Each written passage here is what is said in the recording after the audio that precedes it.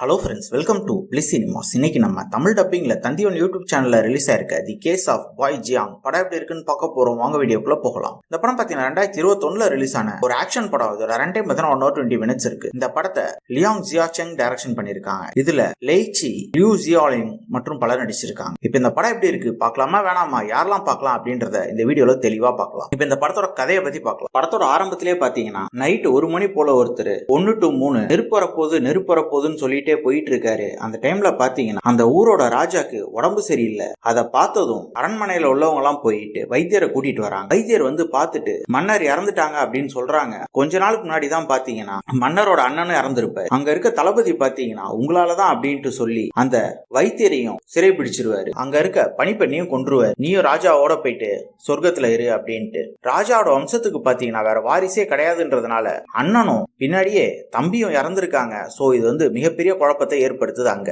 இதெல்லாம் பண்ணது யாரு அப்படின்றத கண்டுபிடிக்கிறதுக்காக நம்ம ஹீரோவும் ஹீரோயினும் கலையறங்குறாங்க. அவங்கள பாத்தீங்கன்னா அந்த அரண்மனையோட ராணி தான் நியமிச்சிருப்பாங்க. இதுக்காக அவங்க 2 பேருமே பாத்தீங்கன்னா இந்த அரசவையில எல்லாருக்குமே போர் பயிற்சி தரவங்க. அதுக்கப்புறம் இந்த படத்துல என்னென்ன சுவாரஸ்யமான சம்பவம் நடந்தது, கடைசியில அவங்க கண்டுபிடிச்சாங்களா இல்லையா அப்படின்றது தான் இந்த படத்தோட முழு கதையே. இப்ப இந்த படத்தோட பாசிட்டிவ் நெகட்டிவ் பத்தி பார்க்கலாம். பாசிட்டிவ், தமிழ் டப்பிங் ரொம்ப நீட்டா லிப்சிங் கூட பண்ணி கொடுத்திருந்தாங்க. ஸ்டோரி பிளாட் பொறுத்தளவு பாத்தீங்கன்னா இதே மாதிரி நம்ம 100 படங்கள் பார்த்திருந்தாலும் ஓவரால் இன்ட்ரெஸ்டிங்கான ஸ்டோரி பிளாட்னே சொல்லலாம். அதே மாதிரி படத்துல வர ஆக்ஷன் சீக்வன்ஸ்லாம் சூப்பராகவே இருந்தது. அதுக்கேற்ற மாதிரியே பெர்ஃபார்மன்ஸ்லயும் நம்ம ஹீரோவும் ஹீரோயினும் ஒரு அல்டிமேட்டான பெர்ஃபார்மன்ஸே கொடுத்திருக்காங்க. படத்தோட சினிமோட்டோகிராஃபி எல்லாமே ரொம்ப சூப்பராகவே பண்ணி கொடுத்திருந்தாங்க. சவுண்ட் எஃபெக்ட்ஸ், பிஜிஎம் நல்லாவே இருந்தது. கேரக்டர் ரைட்டிங்கும் பாத்தீங்கன்னா ஹீரோ ஹீரோயின் கேரக்டர் நல்லாவே எழுதியிருந்தாங்க. அவங்கள ஃபாலோ பண்ணாலே இந்த படத்தை பார்த்து முடிச்சிடலாம். என்ன இந்த படத்துல ஹீரோ ஹீரோயினை தவிர மற்ற யாருமே பெருசா பெர்ஃபார்மன்ஸ் பண்ண மாதிரி தெரியாது. ஏடா ஓடமா தான் இருக்கும். அதே மாதிரி ஸ்கிரீன் பிளேலயும் பெருசா இன்ட்ரெஸ்டிங்கா இல்ல, ரொம்ப பிளாட்டா தான் போகுது. எல்லா சீனுமே ப்ரெடிக்டபிளா தான் இருக்கு. ஓவராலா பாத்தீங்கன்னா இது ஒரு ஒன் டைம் வாட்சபிள் படம் தான். வேணும்னா ட்ரை பண்ணி பாருங்க. இன்னொரு வீடியோல சந்திக்கலாம். தேங்க்யூ.